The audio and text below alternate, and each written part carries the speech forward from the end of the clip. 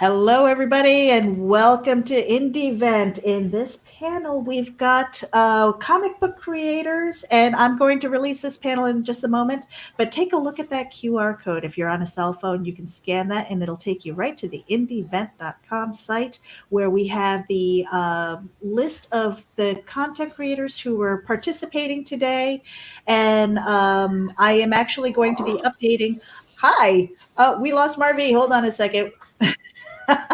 There he is. So we're expecting more people to come in, and I told them because we're dealing with different time zones and things like that. And I was telling Onrie before we got on here that we had some storms in the air where I lost internet for a minute and I was panicked. I was like, oh my God.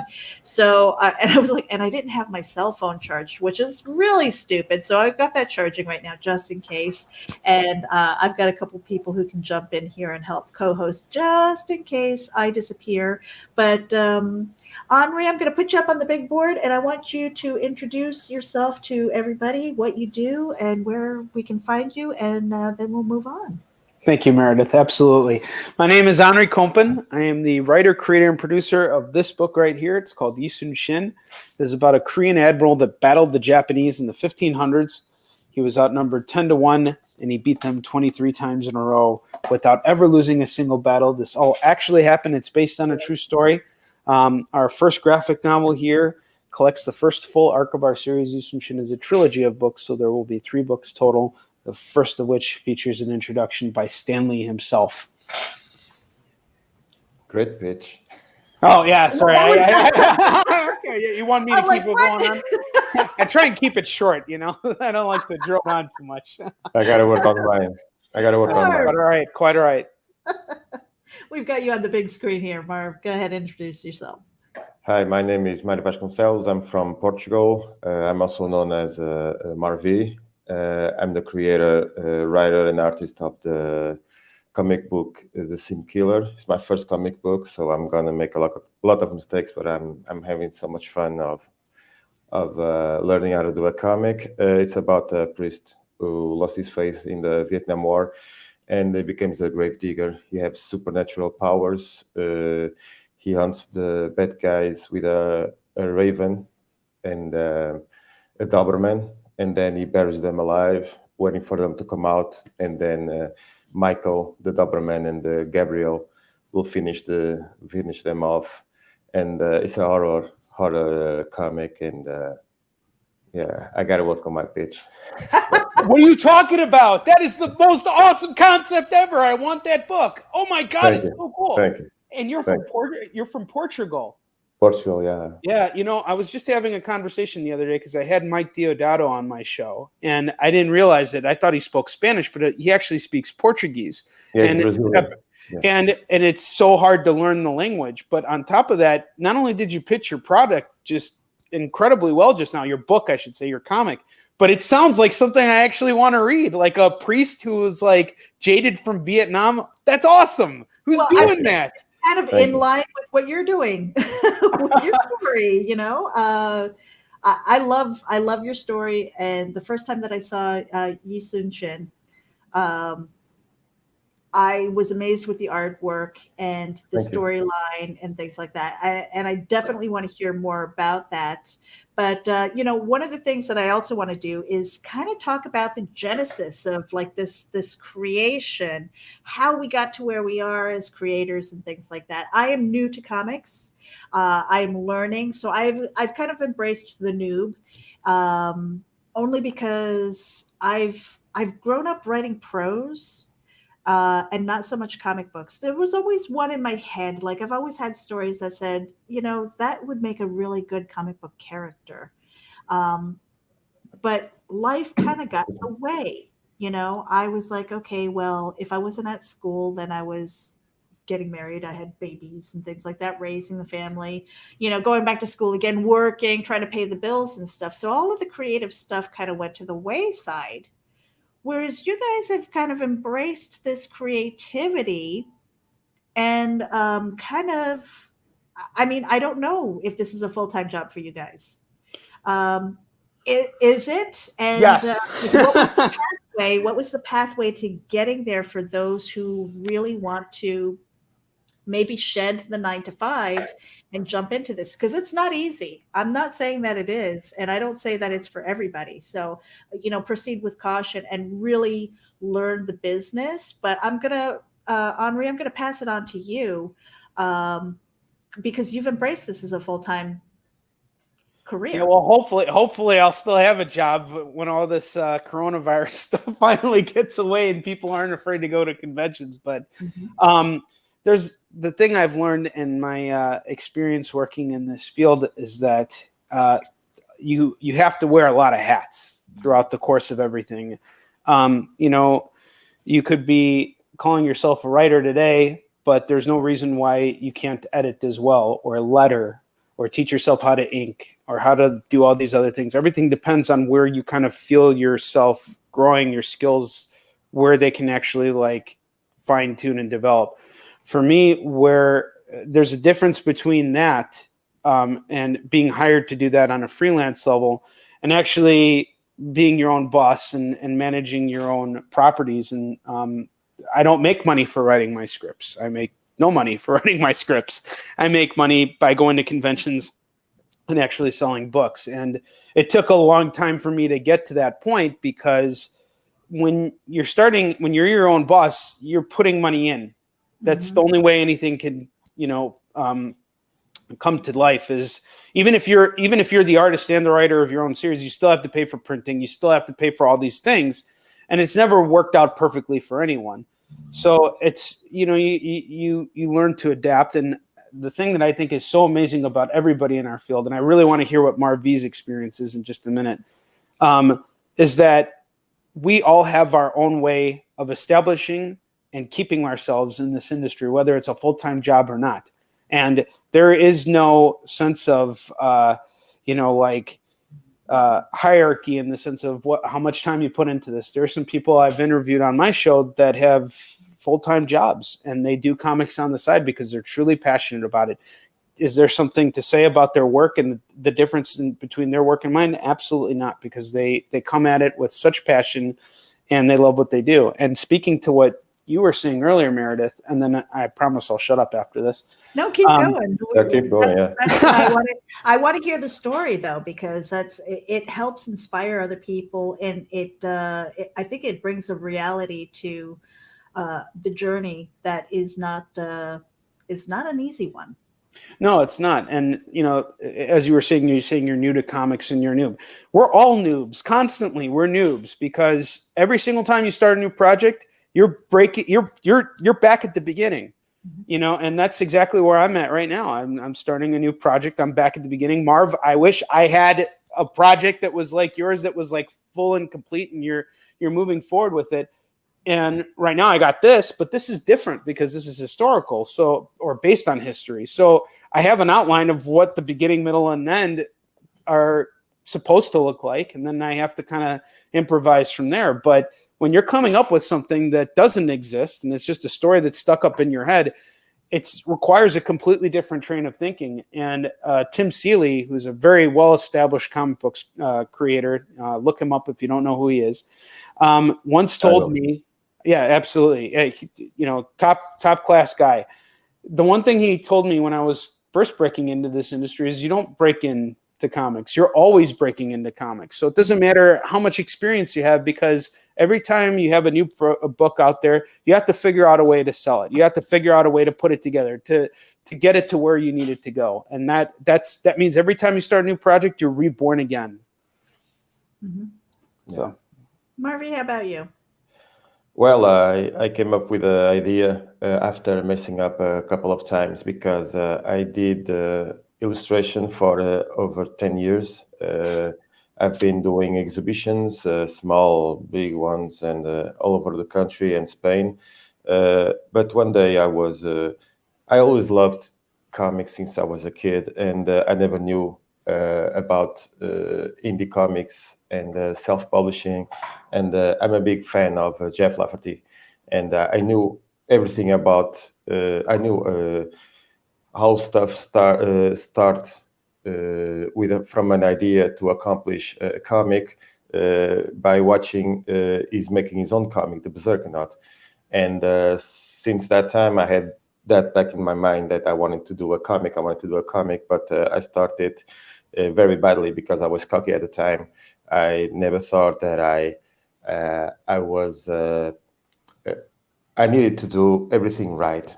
Write a story, make the thumbnails, everything right, but I wasn't doing that. So I was getting frustrated. I was too cocky at the time. So then I started to write, doing the things very well. After I listened to Gravedigger from Dave Matthews Band. I love that music. That music inspired the whole story of the character. And I had a job from 7 a.m. to 15:30. I work on the factory, and every day I was sanding the kitchens, and I was thinking about the comic and thinking about the music, and everything started to came together.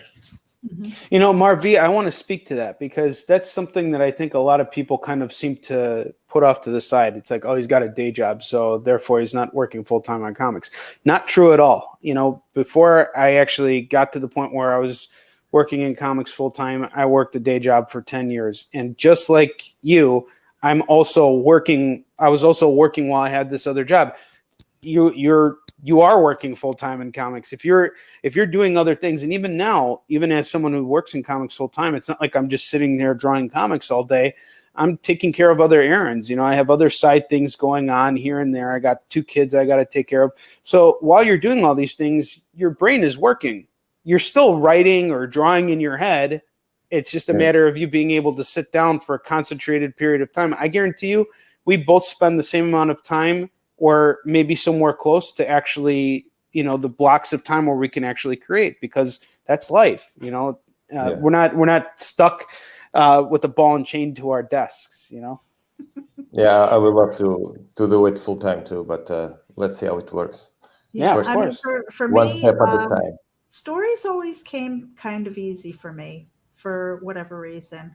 But with this process, for me, it's brand new.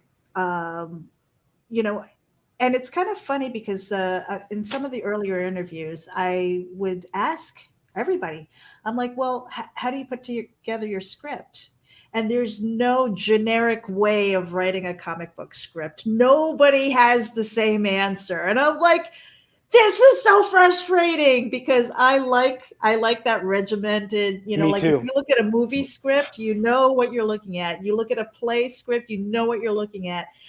You know, with the stories, it's like you've got your outline and it makes sense. You know, you write your synopsis and all of these things. But with comic books, it's like, well, it depends on like who your artist is and what kind of notes do they need and how in tune are you. And I'm just like, this is so frustrating. I can't imagine how much more frustrating it must be for the artist, though. You know what I mean? It's like, because they're a freelance artist who's working on multiple comic book projects at the same time, and everybody's got their own, you know, way of doing things. And you're 100% right, Meredith. That there is, I mean, I have templates that I've worked off of, but then I had experience working with different editors, and they gave me some ideas on like better ways to provide instruction, because you know the actual comic script, it's not like you could just package it and ship it out after it's done being written. These are actually instructions to the artist, and there's a lot of things writers have to keep in mind in terms of like dialogue, is how much to fit inside each panel, you know, and the writers have to be thinking about the entire process. Mm-hmm. And you know, sometimes they let them go completely. If you're working for a bigger established publisher, you write a script and it's bye-bye. But if you're doing what we do, we're going to be stuck with that same script for a very long time. And we're going to know every goddamn line. We're going to know every page, because that's how it goes. How's your experience been making comics so far? Like, have you seen something from concept to completion? Well, it's kind of funny you say that. I have a story that I've been scripting, and I kind of put that aside because work has kind of gotten in the way. And, you know, you spend so much time and energy doing the day job that sometimes at night it's like sleep or work on this. And then, you get to a point in the day where you're just staring at the page and nothing's happening because it's just like, I just need sleep. Sleep wins today. But you are working in your sleep, though. Don't think I that you are absolutely working in your sleep. I had a hard time accepting that. That's why I keep a notebook next Exactly. to my bed more, because I have missed so many opportunities for good ideas when I wake up and I go, oh my God, I need to write that down. And if that's not next to me, it's gone. And then I kick myself because I'm like, that was like the best idea, but I can't remember what it is. No, absolutely. And a lot of people think, my wife, she doesn't understand it because my wife, she works an office job. She's in finance. So she's sitting in front of a computer all day looking at Excel and just typing shit up. And then she looks at what I do, and I might be having a conversation with a friend about something completely unrelated to the project. But that doesn't mean I'm not working it out in my head. And sometimes I can just sit there and play video games or watch a movie or something. Does not mean you're not working. It means that your mind is working these problems out. And sometimes you just kind of have to let it go for a little while and focus on something completely unrelated. When you're tired, go to hell to sleep. I mean, staying and forcing yourself to be awake and write or draw when you're not feeling it. Marv, I'm sure you could speak to this. If you were tired, exhausted, and you're just forcing yourself to draw, do you think you're going to have as much luck putting out the best quality work as if you were, as opposed to being fully rested? I had a couple of problems, health problems for the past few years. One of them was that I always worked most of my life on factories. So my hands are very damaged. So there was a time that I wasn't able to draw for 7 months. Wow. And the next year, 5 months. And then later for 3 months. So I had, I changed job. I worked on a coffee shop and I was able to work. So 2 years ago, I had a stroke on my right leg. And last year I had another stroke and I was on surgery.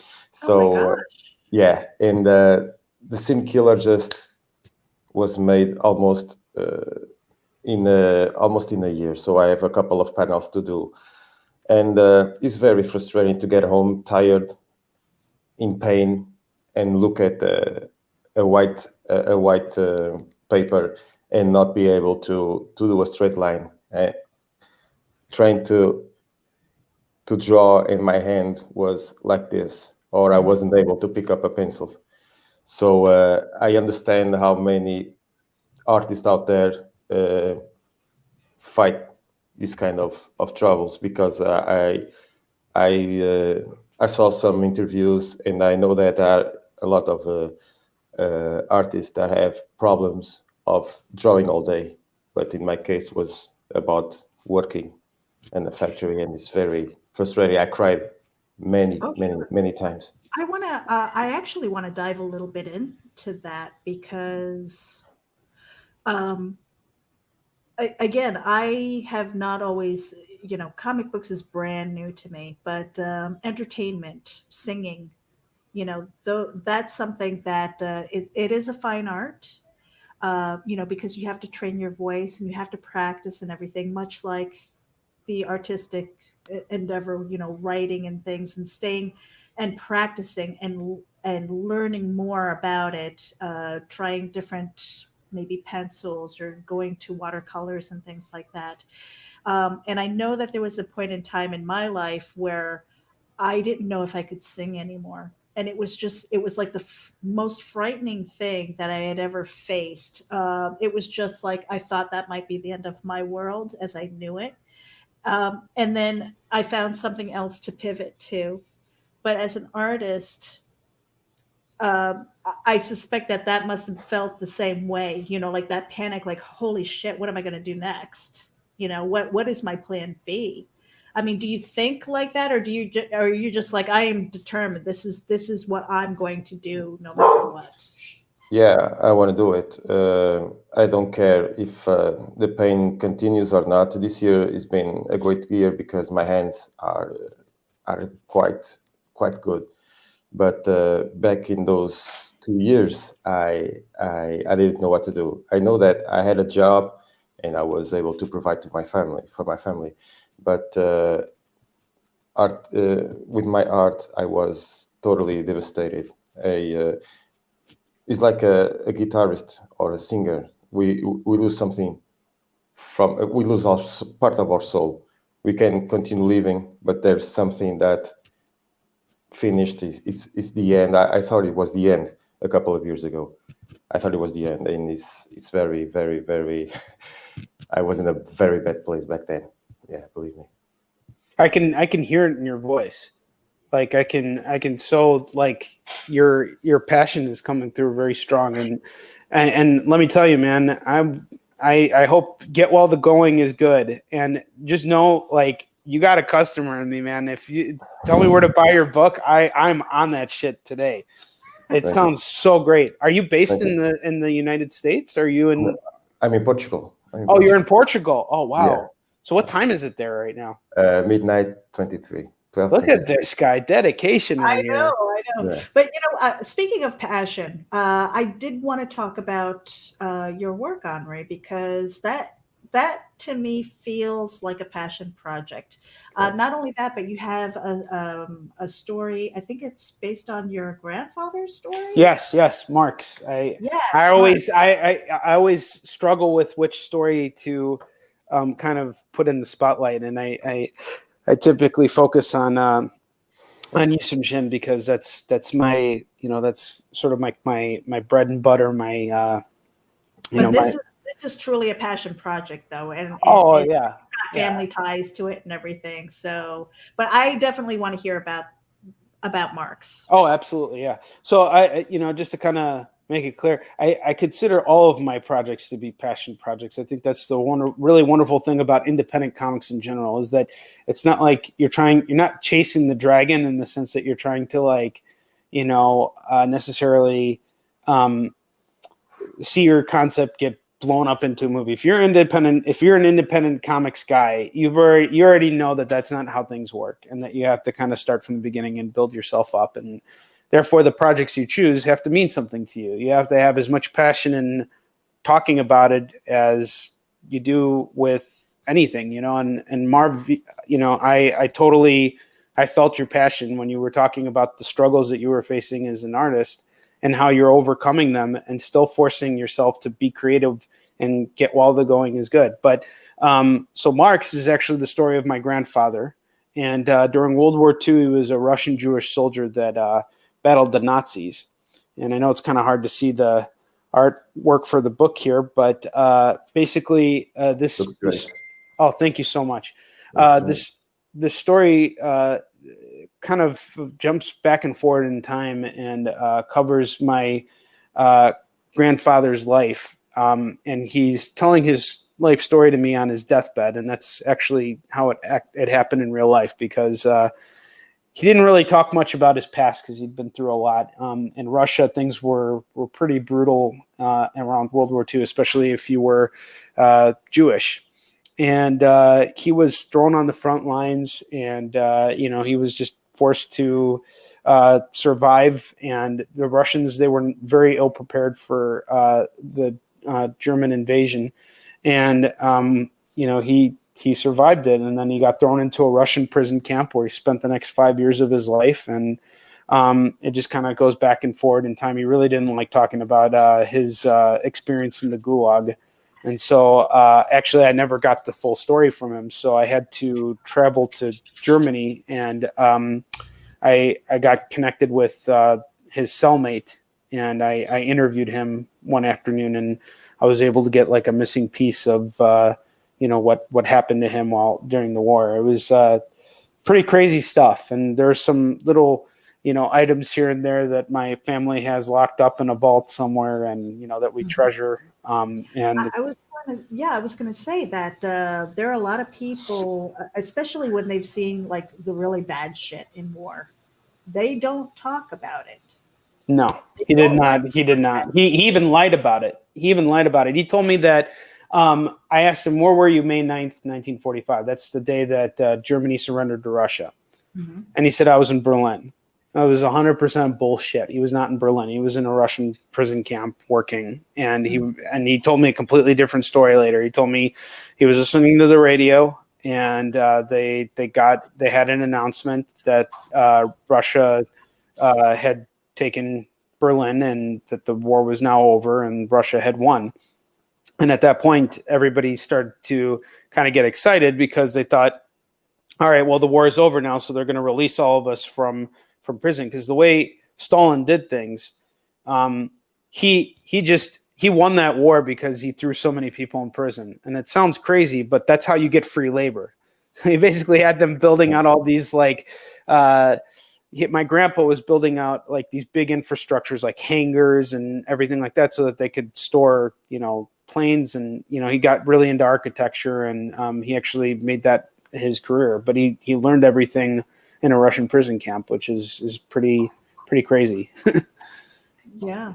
Those stories must be told. In my opinion, those stories must be told.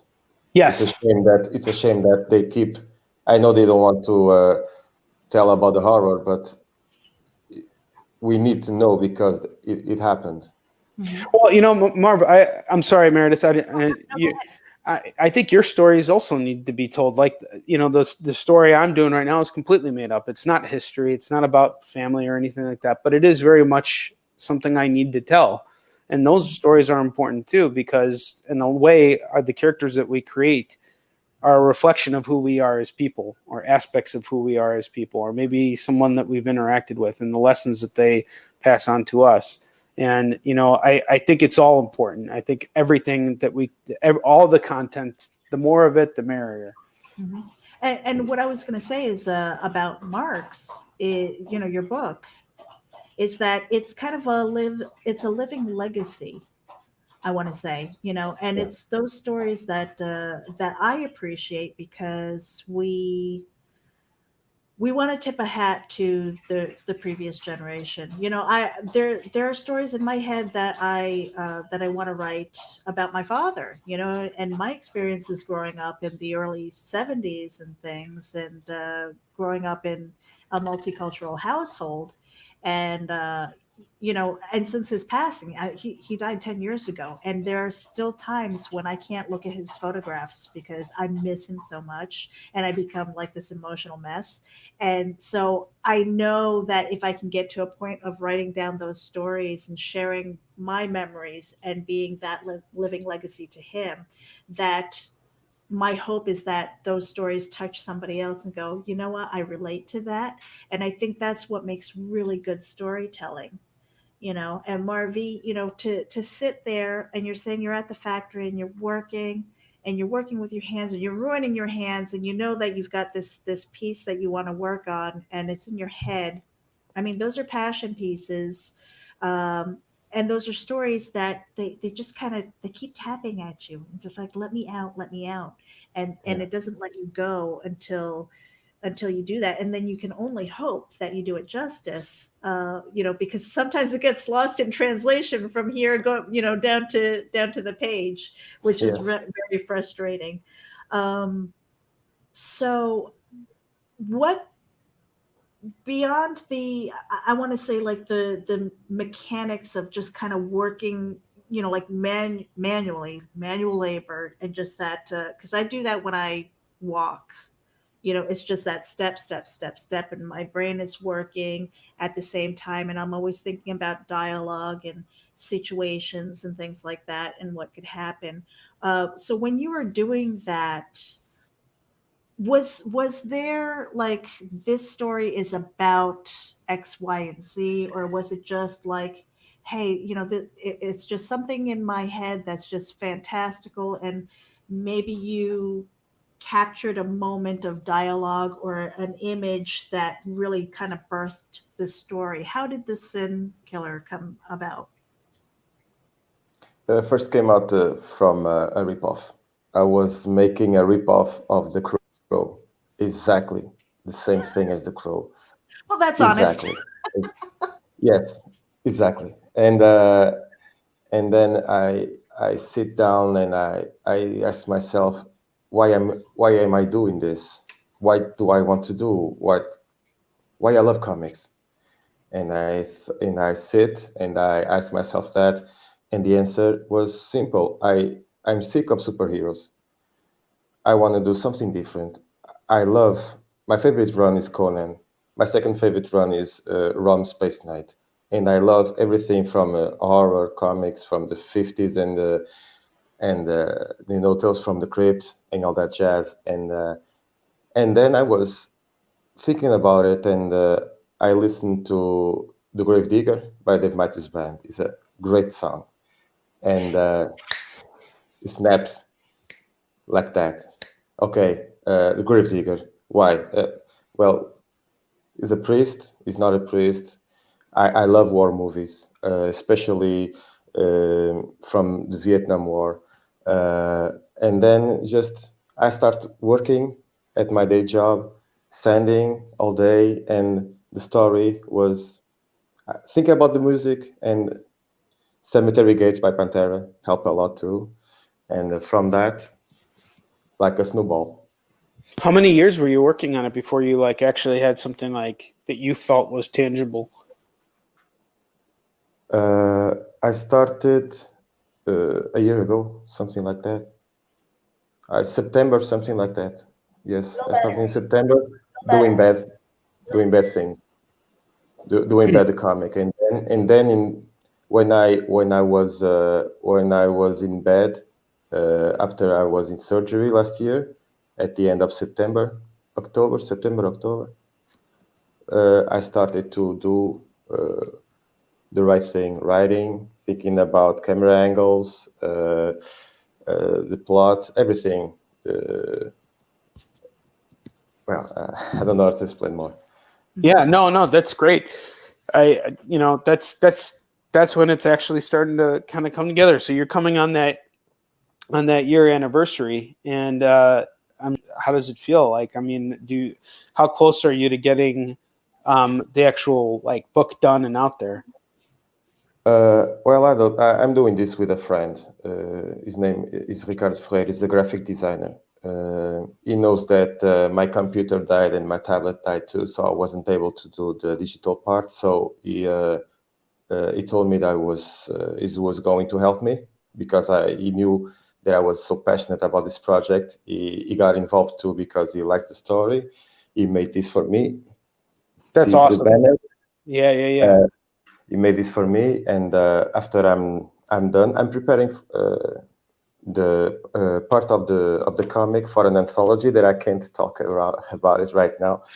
I can't wait to tell everybody. And I'm preparing that, and after the anthology, I'm gonna finish the way that I want the book. But for the anthology, I'm almost done. I'm just sketching. If you can see this, this is part of one of the last panels, and yeah, it's a. Yeah, it's a lot of work. Yeah. Hey, Mark. I didn't realize I was on mute. Damn it! Hey, Mark. Hey, just caught on now. Well, got off work. Well, I'm going to put you on the big screen and let you introduce yourself real quick. Okay. Hey, everybody. No pressure. I'm Mark Darden. Yeah, no big deal. Just got off work. I do air traffic control, so this was the first chance I had to hop on. And thanks for having me on. Got another project coming up, so I'm excited. And also excited to hop in and talk about comics because that's always good. Yeah. We're actually doing kind of like a I guess the process of comics, you know, the genesis of our stories and things like that. And I've actually been doing a little bit of cyber stalking on all of you guys. But Mark, I know that you do some stand-up comedy. Yeah, which makes a lot of sense. Is that some of the motivation behind the Guano Guy? I mean, I do a funny comic book, and I was doing stand-up for several years, so it certainly helped out. That's hopefully awesome. you caught one of the. You look like a funny guy. What's your comic about? So the Guano Guy's a schmuck hero. It's kind of like Seinfeld with superpowers, where they're just all jerks, but they don't know it. And Guano Guy is not in it really to save people. He's in it to get famous and popular. And, saving people is just a byproduct of trying to accomplish that. Yeah, I love the artwork because it's just fun. I mean, you look at some of his characters and it's just fun to look at. And then you read it and I'm you're the like, oh writer. my God. That great artwork is coming from other people. No. I want to look it up right now. That's what I'm doing. Yeah. So Guano Guy. So how long have you been working on this now? Oh, a long time. I started about a decade ago, so this has been a long time coming.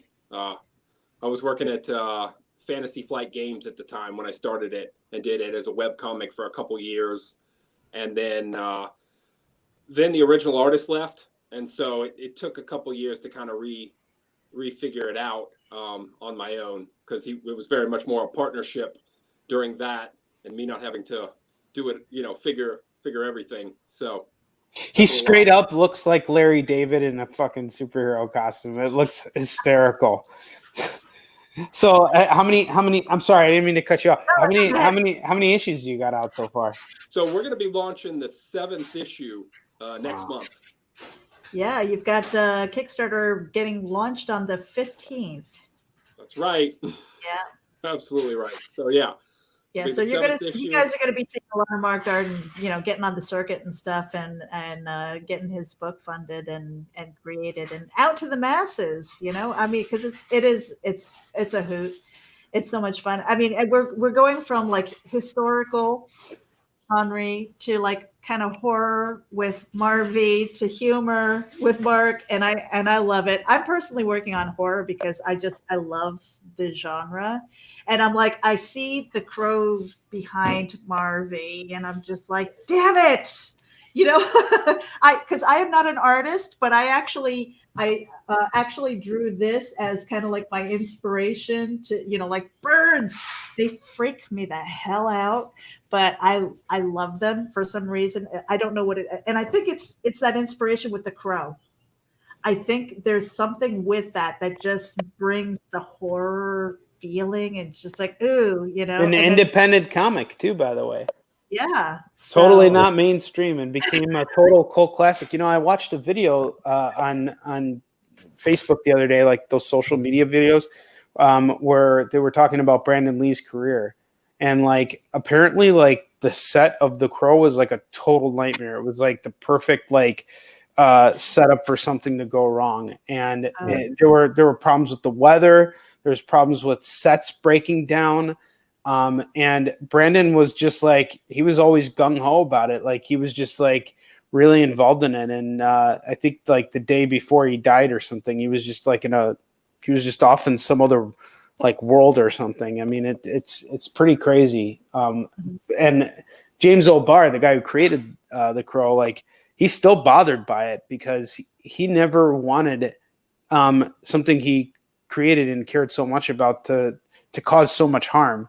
And you could see him at any convention. He's a pretty funny guy. He's just always wearing like a military jacket, and you can just walk up to him, and he's not what you would imagine the guy who created The Crow to actually be like. It's kind of funny. And yet he is.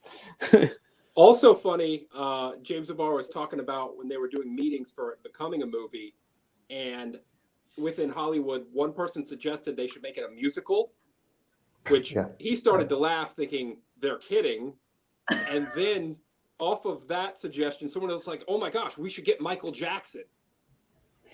I knew. Oh, yeah, I heard that. Yeah, you knew about that one. Yeah. Luckily, Brandon Lee, who wanted it to be what it was intended to be, try and be faithful. I mean, there were things that were changed or added, but it still, as far as tone, I really love it. And it amazes me when people say that it wasn't good. As a comic movie. That movie holds up. That movie holds up. Yeah. I'm still disturbed when I watch it. I have to actually go, all right, I'm going to watch this. I have to be mentally prepared because I know what's coming, but it's just like, I don't want to see it, but it's almost like this, like, okay, Because That's actually how I feel about every other Crow movie that came out after the original. I haven't even bothered. I'm like, I can't.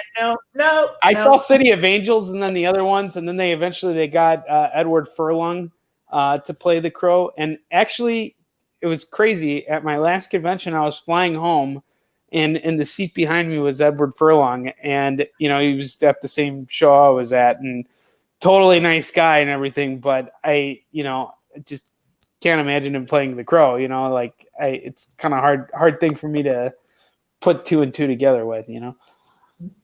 But and they Mark, wanted Jason Momoa. Sorry.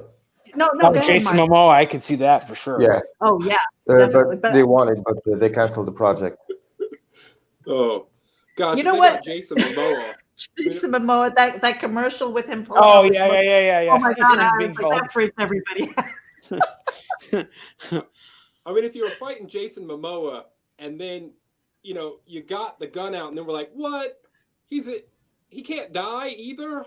Oh, he's already too big. Well, you know what? It's interesting. There was a really good Crow graphic novel that was made. It was written by James Obar and drawn by a local artist to me. His name is Jim Terry. Very good book. Highly recommend it to everybody. It's called The Crow, The Skinning of the Wolves, and it's basically like the Crow and the Holocaust. And the guy who's like got the Crow powers, he's like a Jewish prisoner, and he's like taking on a bunch of Nazis, and it's like the Crow killing a bunch of Nazis, and he doesn't have the long hair. He doesn't have I think he has the makeup, but he's got like really short hair and he's like really skinny and frail because and just when you find out the story of why he got brought back, it's insane. It's a great book. Mm-hmm. Now, speaking of great books, and I do want to make sure that we kind of shill our work and stuff like that. But Mark, you kind of came in late. We were talking about the inspiration behind our books and things like that. Now, you said that you came in and said you were an air traffic controller, which sounds like a very stressful job. So, I mean, does the humor come from kind of shutting off the seriousness and like the responsibility and things like that? Or is this just, kind of like, this is your humor, this is what you do? Yeah, I watched way too much TV as a kid. Tons of it was comedy related. I mean, I watched sitcom after sitcom. And in fact, I had to learn as an adult, like you can't just walk around and act like those people act. Like I based my personality on it and was like, oh, that doesn't work in the world. You can't just walk into a room and trip on something and fall over. People don't actually laugh. Or they do, but they don't think you're funny for it. They just think you're a fool. So, yeah, I've just always been into comedy. I've always loved it. And honestly, I think this came from, I was actually playing Batman Arkham. And there was before the fight matches, Batman would say something as like a threat line. And I would yell a response like I was one of the gang members trying to razz him. And I started writing those down. And that's kind of where the initial, me just trying to do jokes. And I started writing stories around those. And next thing I know, I was coming up with longer stuff. And I found an artist. And it just kept growing. Well, okay. So the Genesis story, let's kind of go to that. I know that I am like the black sheep of the family. They don't understand the creative side. They're like, where do you come from? And why don't you have a real job? Like that kind of mentality. And so it's been kind of a battle to get family support. I mean, they love me, but they don't understand me. Mm-hmm. And so when it came to these things, it's almost like I've embraced my online family and the people who are within the community. They are my creative family. And thank God for them, because they're the ones that kind of keep me going and motivated. Whereas, my family is like, oh, that's nice. Or like, oh, this is crap, and no real feedback and stuff.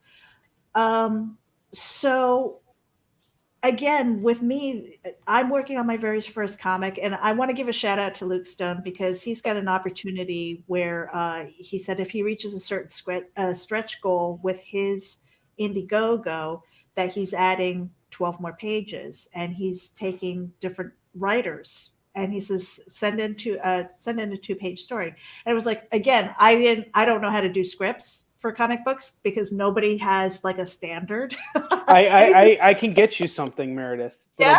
Absolutely. So, I'll be more than happy to send you something. I actually sent him a story and I scripted it out as best as I can. He says, well, it's unconventional, but I totally get it and I really like it. I was like, sweet. This could be my first comic book credit. It's 2 pages, but it's something. It's a start, and I'm so excited about it. That's awesome. I'm like, you motherfuckers better support this book. I'm like, it's not even mine. I just want 2 pages. But that's the best way. That's how everybody gets their start. It's just, you do that one thing. I mean, I think all of us. But you didn't come out of the gate saying, I'm making comic books. I don't think anybody in here actually said this is, or did you? Yeah, I did. You did? Mark, what about you? So I saw webcomics. I think I caught them pretty early on. And when I saw webcomics, that's where I thought I can do that. I had no idea how do you get into the comic book industry, but I saw that and said, that's how I can start doing comics, which is something I'd always wanted to do. Mm-hmm. Interesting. Yeah. MarV, I think same thing for you, man. I mean, you were telling us earlier. I mean, it's like you were making, didn't matter if you were working or not, you're still making comics, even if you're not actually at the board drawing. And I think it's really just a matter of once you in your head say, I'm a comic book writer, you're a comic book writer. Now you just got to write comics or, whatever it is that you are. If you're an artist, now you just got to draw. But you already, once you put that hat on, that is who you are, Yeah, thanks for support. It's very important to me. And I think you guys had a guest from Korea, Mog Parker. Mog Park. Yeah, she said one thing that I think is very important for us is to connect with other artists, because I don't hang out with anybody. I don't want to hang out with anybody because everybody is so boring, and boring in the sense that people don't like what I like. I love the people that work with me. I'm very supportive at work with my colleagues, but I come home and I stay in my little world, and all I want to do is to draw and connect with people, and that is the most important thing to earn and to have respect from other artists to move on, and that's what is keeping me, giving me strength, is that connection that I have with everybody that I've met this year. It's very important that. MarV, I'm wondering, I know that every local comic community, every country and town has local drink and draw gatherings. I don't know if you've heard of those, but like where basically a bunch of pros just kind of get together and they'll shoot the shit once a week and drink beer or draw or, both, whatever the case is.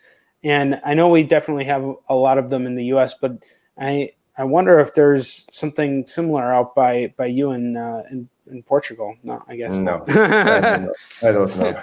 Yeah, I don't know. I'm alone on this. I don't know. Are there many comic shops by you? No. Everything that I had since I was a kid, I started buying in the mid-'80s comics from the big two, Marvel and DC, and that's it. I live in a small town nearby the coast on northern Portugal, and all that you can find is Marvel, DC, and Image. Nothing more. If you want something else, you have to go to 70 kilometers for the nearest comic book shop. So it's hard to find good comics nowadays here. So I've bought everything online, especially digital, because the shipping is very expensive, almost $25 for a book. I've paid for the Berserknaut. It's a great book. That made me do my own comic, and I've paid $23 for this. Just a single issue. That's crazy. Yeah. That's crazy. That's got to be so frustrating, especially. Well, I mean, for me, it's weird because it's almost like it's hard for me to understand that there is a comics industry beyond the United States. I mean, obviously Asia is very big with the manga and anime and things like that. So I don't think of that for some reason as comic books, and maybe it's just like this mind screw or something. Uh, but I, I am fascinated, and I am actually in the quest to learn more about the comics overseas. Whether it's Europe, whether it's Asia, the Middle East, and things like that, and just see what does it look like over there. How different or how similar is it to what we have here? And we are joined by Robert. Hi. I'm going to give you a minute to introduce yourself in just a second, but yeah, I mean, like in the room in general, and Robert, you can chime in too before you introduce yourself. What is your experience with comics from overseas, from like not where you're from? I know in Korea, things are very, very kind of different and yet the same. So when I had a Korean edition of my book released out there, and there's this large bookstore in the center of Seoul, and they have this huge graphic novel selection, and it's grown progressively over time, and I've seen it with my own eyes, like over the course of like 10 years. And then there's actual like manhwa shops, like manhwa bongs. Bong means room, and it's basically like if you want to read a book, you just pay a quarter and you just read it, and then you can put it back. So it's kind of like an open library type of setting. And then they actually have comic shops, which are like, just like your standard comic shop. But all the books over there are like they're all like wrapped up, so you can't just like gloss through them. You actually have to buy it in order to read them. So and they're not necessarily cheap for what Korean standards are. So a lot of people, they just kind of like look at the front, they look at the back, and then they go home and they order it online because it's cheaper. So the stores kind of like serve as like a front to that. And yeah, that's what I noticed. Okay, so MarV, we got a little taste of you like paying extraordinary shipping costs to get comics shipped to you. What about locally, though? I mean, like ordering locally, whether it's from maybe France or the UK and things. I would suspect that it's a little bit cheaper. Yes, I bought an anthology by the 100s by Teresa del Pilar. She sent me a copy by $7, but it was the only time that I had an opportunity to buy not from the United States. Everything that I've bought has been digital from Alterna and Snowy Works. So unfortunately, if I want to read comics, I have to go digital because I don't have the income to buy physical that I love. I love physical. Sure. Yeah, I mean, and again, it speaks to like we don't know what we don't know. And so like there's this whole world of comic books that's out there, and that's why I'm fascinated with learning more about it, like what is overseas, and not just what I might happen to find on Kickstarter or Indiegogo. And so that quest is ongoing. But Mark, how about you? Your experience with maybe looking overseas, and I think that you have military experience, right? So I'm sure that you were stationed elsewhere. Yeah, I was stationed in Germany for a couple of years, and they had a very impressive game store because I was by Frankfurt. So there was a huge game store with Dungeons and Dragons, Warhammer products all over the place. It was really impressive looking. I fell out of comics for a few years during that time, so I really didn't go into many stores and try to find stuff. When I did go, it wasn't in English, so it was interesting. I remember seeing like double shots of Preacher, so it'd be like 2 Preacher issues back to back, but not in English. So, and not being a linguist, I was kind of out of luck. So yeah, I was out of comics for a few years until I got back to the States, but sorry, caught up. Robert, we're going to give you a moment on the big screen so you can introduce yourself, and then you can answer the question. Thank you. No pressure. No pressure. Yeah. Well, it's great to be here. I'm Robert Jeschonek. I'm a fiction writer and a comics writer as well. I've written material that's been published by DC and Ahoy, most recently Ahoy. And right now I'm running a Kickstarter project for an anthology of space opera stories with a 1970s twist. It's called Space 1975. We just hit our first stretch goal. We're on the verge of hitting our second stretch goal. And if we do that, we'll be able to put in a story by Mike Barron, who co-created Nexus and Badger. So yeah, it was pretty exciting. And today I just interviewed the guy who is writing the story if we hit our third stretch goal, Peter David.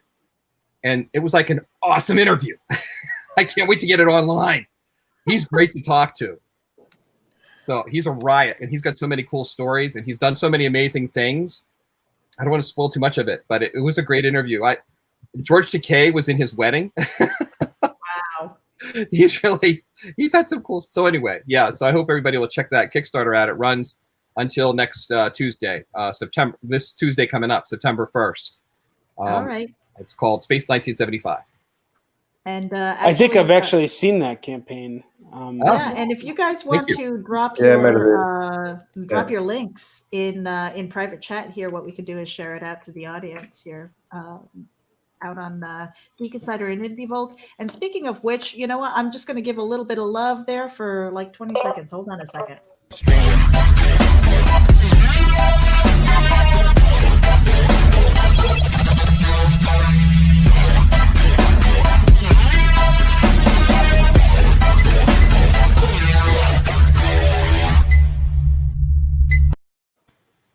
Yeah, I wanted to give a little love to Indie Vault Radio because we are live streaming, I believe, through the radio, and hopefully we'll be getting some numbers from them to see.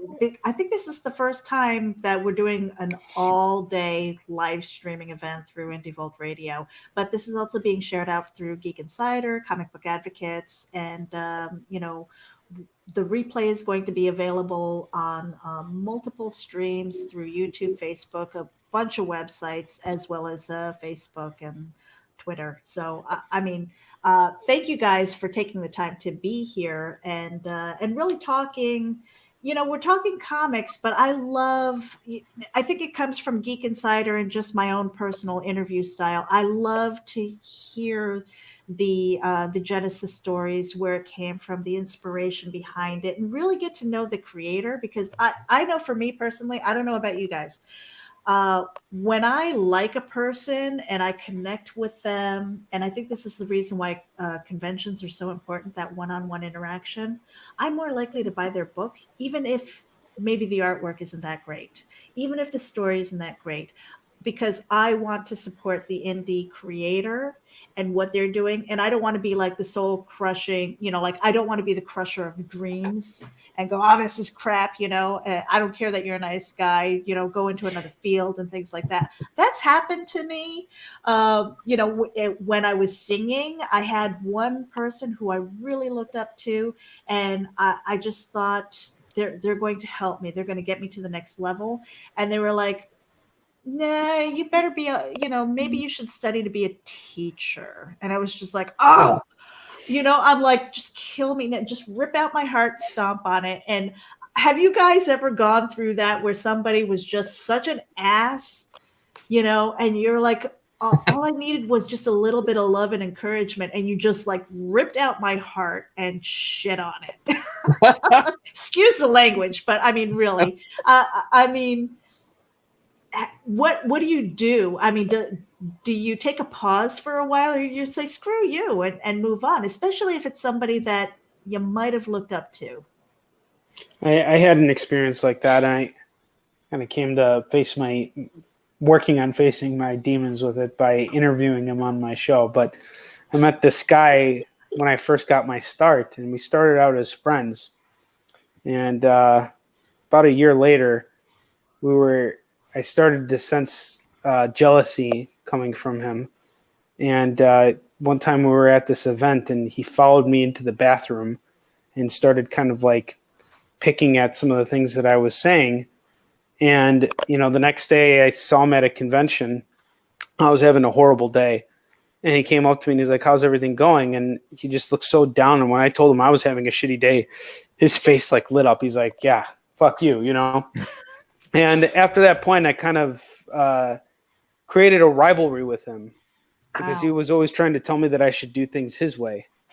And sure enough, about 4 years ago, he went behind my back and said, "You know what? Onrie did it himself, and good for him and everything like that." And I've actually looked at his work and I've seen how he's progressed, and I'm a fan of his work now, and I'm trying desperately to get him to come on my show just to talk about it, because there's always going to be assholes in this field and just in life in general. Not everybody's nice. Not everybody's going to feel the same way you do about certain things, and you just kind of have to have thick skin and keep pushing on. And sometimes when someone says something that is discouraging, maybe it can in some ways encourage you to like improve something, or maybe you'll get so angry that you'll prove that you can do it. It's anything's possible. So yeah, I mean, you can't avoid people like that, unfortunately. Who wants to pop in next with their story? I think Robert should. I heard his I heard his I heard him going, ha ha ha, yeah. Well, yeah, I mean, I've experienced that as well. That sort of thing. It's never fun. I don't unless you have a good-natured rivalry. I admire your resolution, Onrie. I mean, that's fantastic that you guys came to an understanding. What a great way to resolve that and to do it in a positive. Well, we haven't. There hasn't been that that culmination is me interviewing him and really pushing him. Mm-hmm. That's like my dream now, I guess, for 2020. And if you flash back 1 year, I would have been like, fuck that guy, but like he's kind of come around. As far as how, it just depends on where you are in your emotional development, I think, in your career development as to how well you can handle it. I know it happened to me when I was real young and I didn't know what the hell I was doing and whatever, but there was no need for the guy to take the kind of shot that he did. I mean, clearly I was just a kid. And that hurt pretty bad. It took a while to get over it, but people have done stuff since, and it's like, whatever, F it, move on. Mm-hmm. But I think it's incumbent on us as creators and as human beings to treat our fellow people decently and to think of those things. I mean, there are ways to say, yeah, you need some work, without saying, you suck, buddy, get out, and maybe you could, everybody, even the big success stories have had those kinds of experiences where negativity has been directed to them. People aren't just overnight successes, and so you might be killing a wonderful career and maybe you're just having a bad day and you're like, I am not in the mood for this shit, but still, I think we need to be conscious of that, and so do other creators as well. So I think it's a great topic to bring up, Meredith. I really do. I agree. I second that. Mark, how about you? Now, because you've got entertainment experience, I mean, to like a different club and told the same jokes that crushed the night before, tell them to a different audience, and just like, nobody's laughing at anything here. This isn't fun at all. Like the fun of doing this is telling a joke and people laugh, and then that happiness comes back to me. When they just sit there, it's not enjoyable. And then I talked to other comedians to find out that no one ever laughs at that club. Which I then didn't understand why anyone ever went to that club. I never went back. It's that challenge. It's that challenge to get that one laugh. Well, I would assume that if it's for everybody, though, that there has to be a reason for it. I genuinely couldn't figure it out. The only person that got laughs was in a wheelchair. So people were not going to be mean to him. Wow. Yeah. But so when you get somebody who like you admire and you kind of look up to, and you're hoping for that bit of advice, and they kind of crush your dreams in that moment, like, how do you recover from that? I mean, do you take some time away? Do you lick your wounds, or are you like, screw that guy, and it's kind of like sour grapes? Over time, I've just come to understand that, hey, I'm doing a book called The Guano Guy. So I got to know up front, some people are going to hear that and go and check it out. And some people are going to go, well, that's just dumb. And they're going to keep on cruising. And I can't take that personally. Art is subjective. I mean, my favorite bands in the world, I definitely meet people who hate them and think they've never done anything good. Even if they've sold 1 billion records, they still hate them. There are TV shows that I love that other people hate. And my comic book, I can't, I've just had to understand that some people are going to love my book and they think it's hilarious and they like it more than I honestly could have expected, and am appreciative of it. And some people look at it and think it's garbage. And I mean, if the best artist in the world is hated by some people, or their work is just not appreciated, I can't be too upset when mine doesn't reach everybody. It's not gonna. I did have, there was one reviewer, because most people generally, they met me and they liked me, so generally I get favorable reviews. And then I got one reviewer that just, it went bad from the get-go. They hated everything about the book. They didn't even compliment the art, which that I really did take personally. Like, you can talk about my writing, fine, but don't talk about my artist. They did a good job. Just admit it.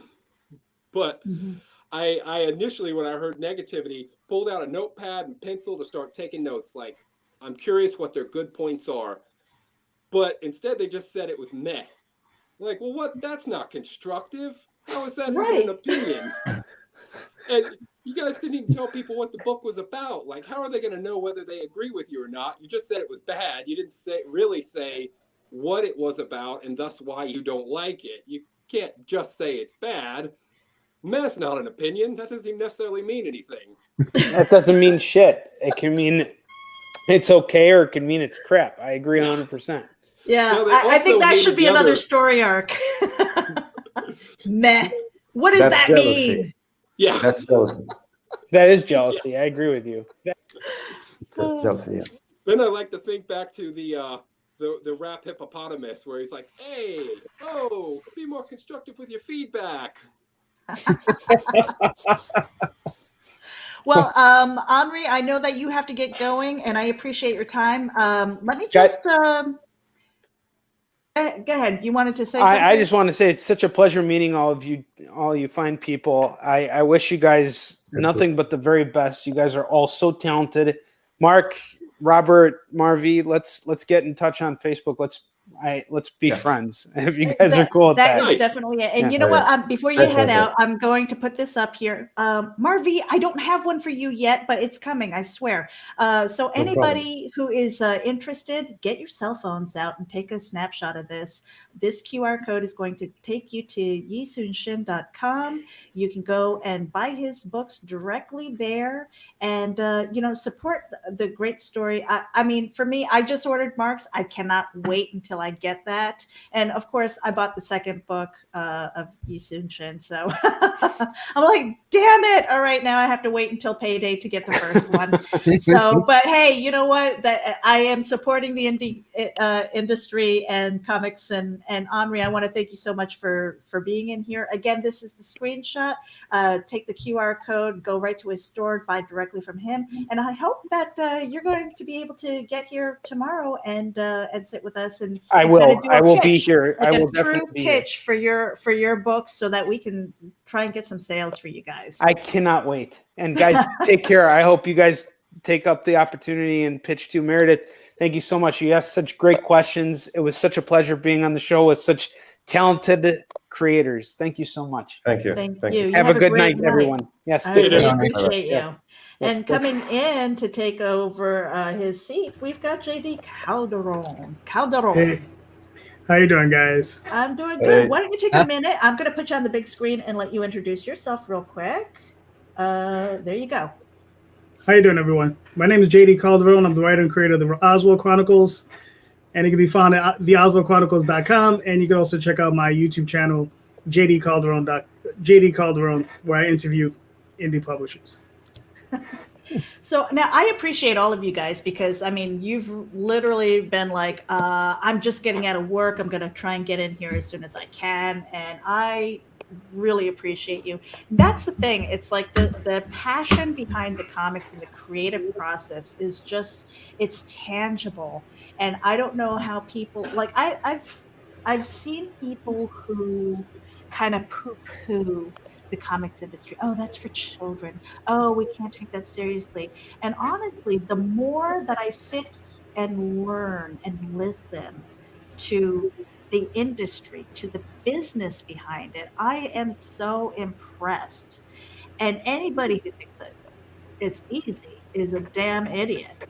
I don't know. I mean, what do you do when somebody says, "Oh, that's a children's book. Oh, that's not a serious art"? I mean, how do you react to that? What would you say to the audience to that? Who wants to go first? Well, I showed my grandmother Alex Ross, and that changed her opinion. Now she was a painter, so I knew, like, here's the kind of thing that will speak to her. So I showed her that, and she was like, "What? This is real art." It's like, yeah, that guy's great. I think comics, particularly as a writer, I mean, comics tell so many different stories.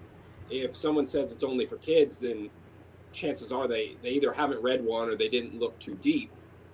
There are so many great stories told, and just because part of the story is told through pictures rather than words, I don't think that should discount it as being a serious work. And I have other people I've argued with where I've asked them, well, you go to art museums and you think that's great, right? Yeah. And you read a book and that's great, right? Well, I get both those things all the time in a variety of forms. I don't see how putting those two things together suddenly makes both of them invalid. Yeah, I mean, I think it's situational. It depends on the type of person you're talking to. Sometimes you're talking to a younger person and they'll come at you and they'll be like, well, and they'll poo-poo it. So that's something I did when I was a kid. And, maybe you just have to handhold them a little bit and say, listen, maybe, you might want to look at something like Sandman or Watchmen or Mouse and something along those lines, and maybe show them there's more to it than just the capes, the big boot, the long boots and capes end of it, that there is something more, and sometimes that's the part where people have, like, they have that stretch where they just think it's just superheroes because that's all you ever see, and they don't. They never hear Fables, they never hear Saga, they never hear of these other works, that might interest them. Robert, Marv? Robert first. Yeah, I mean, it's you're right that comics can sometimes have reputation issues as far as quality, but there's really no reason for that anymore, and it just shows that the folks aren't as informed as they could be. So I agree. You just need to turn them towards some of the stuff that's out there. But some people are never going to be convinced. Nevertheless, I still think we're living in a golden age for the love of comics and a true appreciation of comics, which I have never experienced in my lifetime until rather recently. It's amazing. I mean, when I was growing up, man, that was not cool. Reading comics you were really branded as an outcast or whatever, an idiot, or, immature. I mean, it was really, and now, oh my God, I mean, everybody goes to many people go to the Marvel superhero movies and some of the DC movies and and people are playing and role playing and going to the shows. I mean, like San Diego Comic-Con, New York City Comic-Con, and it's changed. Like, I work not in the office anymore, but I work with a lot of younger people in their 20s and 30s. And I'd say maybe 70%, 75% of them appreciate comics, if not love them. And you would have never found that in years gone by. So I think things have really improved. I do think where we have issues though still is with like the media.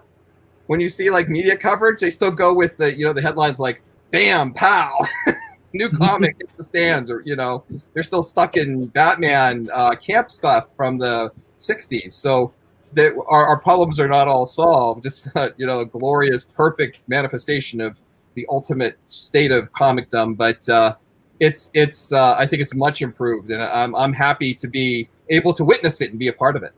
Mm-hmm. And I'm honored to have John Slastry tuning in. Enjoy the process of creating, and remember that if you're doing your best, then you're getting better. Right. Absolutely. Great advice. And he's got a Kickstarter happening too. I hope, John, if you're listening, I hope that you are available tomorrow. We're going to try and get you in and talk about your book as well. That's John the Animator, guys.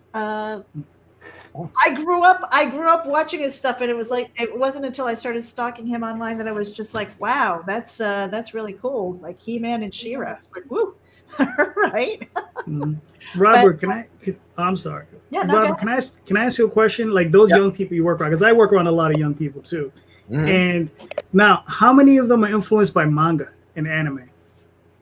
Not as many. It's a small percentage of that group. Maybe I don't know, maybe 25% or so. But yeah, I mean that's undeniably come to life. And is a huge market segment. But not so much in this particular group of people, this particular random sample. Gotcha, yeah. Because the ones I'm around, mostly in manga and anime, which but they're reading comics on some level. So now, I'm curious to know when you're writing a book or you're doing the artwork for a book, do you lean more towards a certain age group? Do you target a certain age group, or are you kind of like wherever the work takes you? Because I personally, when I write prose, I love horror. I love, like that genre. So my stuff is not all ages. I really lean more towards an adult audience. What about the rest of you? Well, I know for myself, I write for myself, and I share my work with everyone. You understand? I don't particularly set out to, create for someone else. I create for myself because this is my hobby. You understand? Just like reading comics is my hobby, and writing and creating comics is my hobby. And what I do is I like to share that with as many people as possible. You're not always going to please everyone. You understand? But, I do my best to do the best I can do, to create the most professional work I can create. And yeah, so that's how I write it. So I tend to write for myself. So the older I get, that's the age group I'm writing for. But the Oswald Chronicles, though, I mean, that to me feels like a younger audience. Yeah, it's because I'm still 10. Okay. All right, that's an honest Robert, how about you? I mean, what about your audience? I mean, do you kind of, is it because you're still 10, or is it because where's your audience in your head when you're writing or creating? Yeah, it depends on what I set out to do. Sometimes I'm inspired to write something that's targeted toward a younger audience. I have a graphic novel that I'm just ramping up now, and it's definitely a young adult novel, a graphic novel. So in that case, yeah, go for the younger audience. But in other cases, some of the stuff I write, I don't write anything that's necessarily like, I wouldn't say I don't write erotica or anything that's extremely mature. But yeah, I tend to write as I think. So if left to my own devices, not aiming at a target audience, I tend to write for a mature audience. Mm-hmm.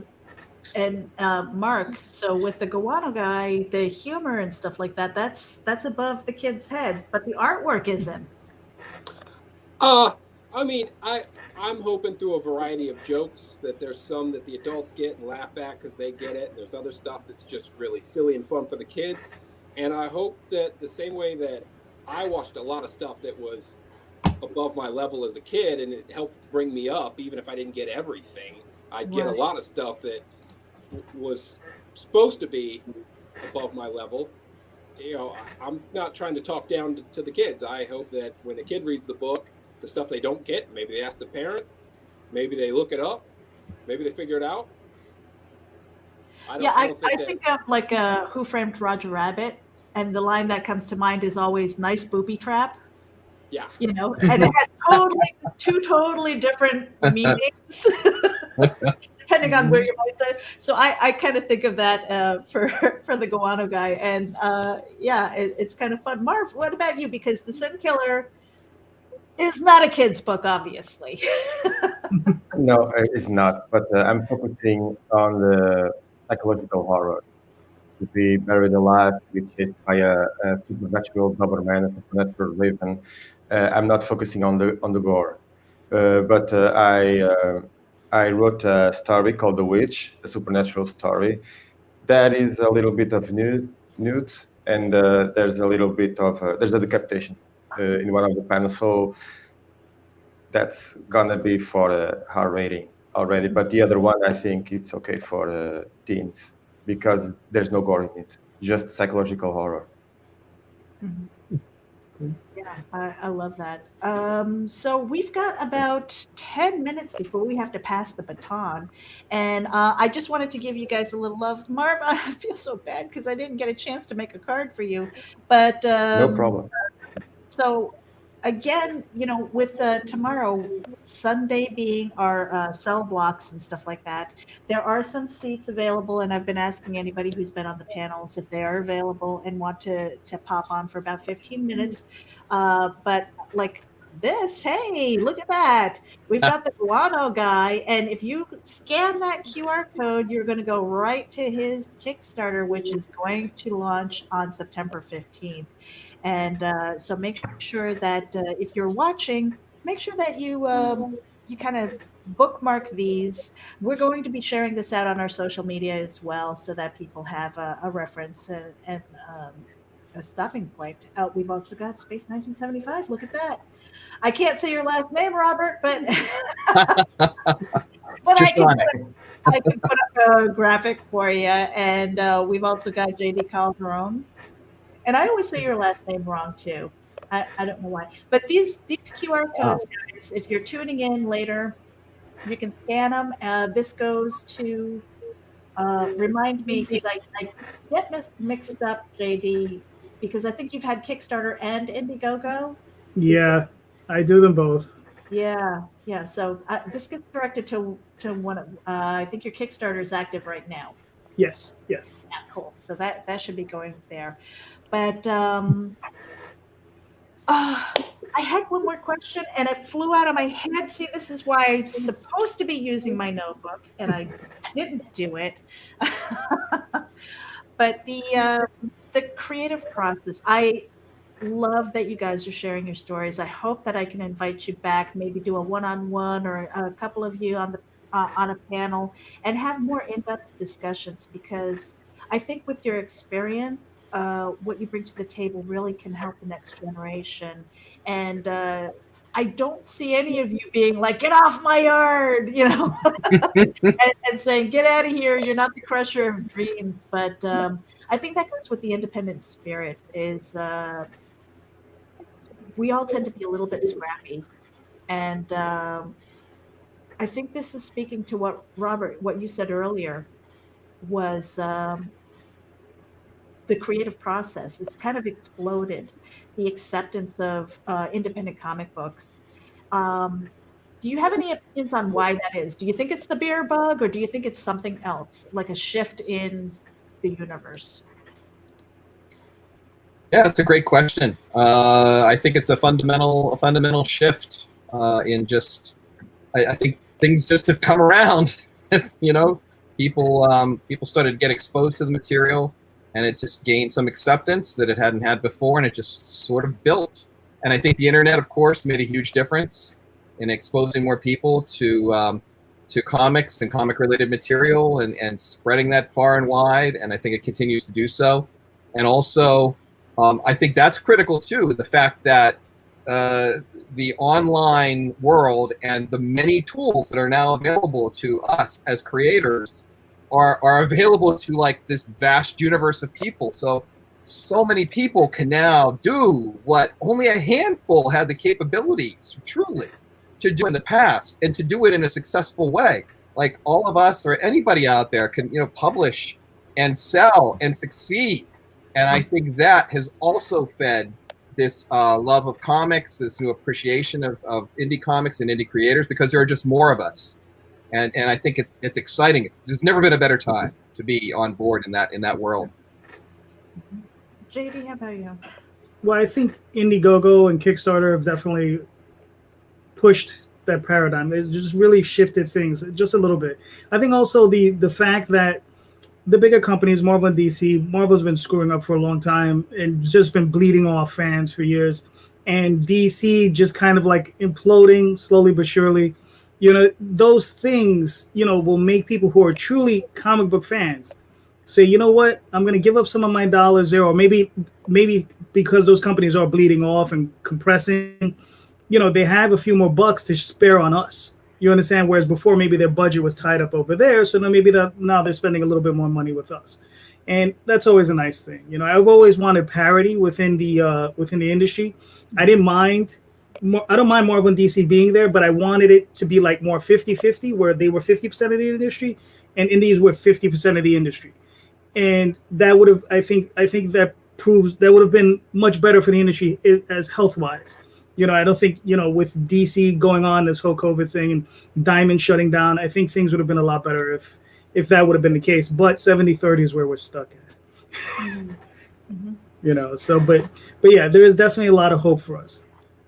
Mark, how about you? Do you think it was the beer bug, or do you think it was kind of like a paradigm shift as far as indie comics goes? I agree that because of the common man, you know, an individual by themselves having the power to create a product all the way to completion without needing a bigger entity to help them, and having accessible ways to get that product out to people has allowed a lot of creative people to go about making what they want to make and put it out to people, and not having to go to someone else and say, will you please put this out for me, and then having to then alter the piece because you've got to meet whatever standard, or you have to go with whatever editing process. So I think it has allowed for a lot more creativity. And it does also look like in some ways the bigger industry is starting to try to backtrack and copy what indie is doing. You see Black Label, to me, feels like trying to do more like what indie books are doing. Which is kind of neat. I mean, if the small guy is doing something and the bigger guy wants to start copying it, it must be, you know, Must be doing something right. At least worth trying it out. So I'm quite pleased. As a kid, I don't think I was ever planning to make a comic, only because I just couldn't picture having to go to one of those two, and then they get to own it. I have no control. I can't make it the way I want to make it. It felt so oppressive. I never thought of trying to ever create a comic book. And it wasn't until I saw web comics, and then through that found out that there were means to get it out to people, that I got really excited about. Like, I can make what I'm really excited about and tell the story I want to tell and entertain people with what I want to, you know, here's what I'm loving. Do you like this too? Rather than having it watered down or turned into something else. MarV, how about you? Your perspective from Portugal with the indie comics and events? Because you said earlier that DC and Marvel, you know, that was available to you, but the independent books, not so much. Nothing else. No. You got to go online or go to a comic book shop that is 70 kilometers away from my house, and I think what really needs to be done is to tell kids that there is not only Marvel and DC and Image. There's a whole universe of comic books. The indie is doing a great job. I don't care about Marvel. I don't care about DC, because it's always the same thing or worse. I used to love them back in the 70s and the 80s. Now I really don't care. I want something new. I want new stuff. And the indie world is giving us that. Fantastic and original stories. So I think we must educate kids to say that, okay, you love Spider-Man, but look, this guy is doing a great job. Look at this. He's an independent. So I think kids need to know more about indie comics. That's what I think. I think it's all about really good stories. That's from a prose background. I want a good story arc. I want to be emotionally attached to the characters. I want to know what happens. I want to care. And I think there's a dynamic with some people, and I think it speaks to that paradigm shift where there was a point in time, especially with self-published authors, where if you went that route, it was because you couldn't make it into the big publishing houses. That's changing as well. We're finding more and more quality material, and I think we're seeing that in the comic book industry as well.